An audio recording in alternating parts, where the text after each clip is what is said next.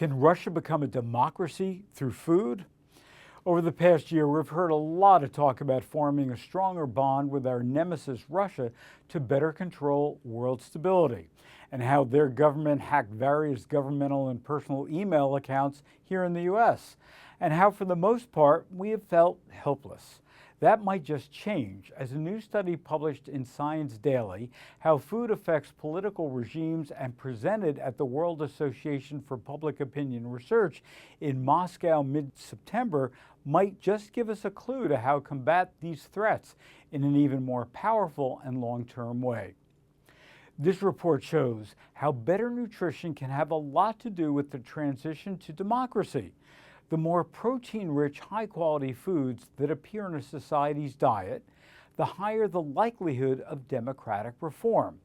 Apparently, a richer diet is associated with an increase in the middle class, which tends towards economic and political independence and democracy-fostering values.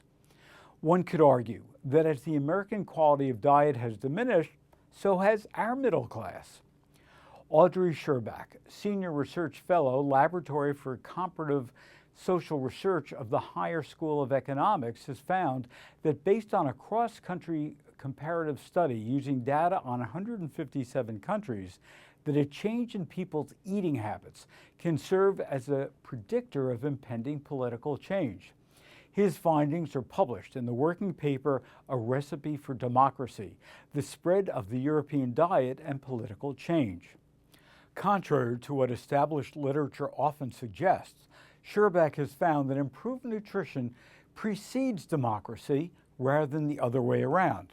According to him, once people start consuming a wide variety of foods with an emphasis on animal protein instead of mostly bread and cereals, democratic change is likely to follow.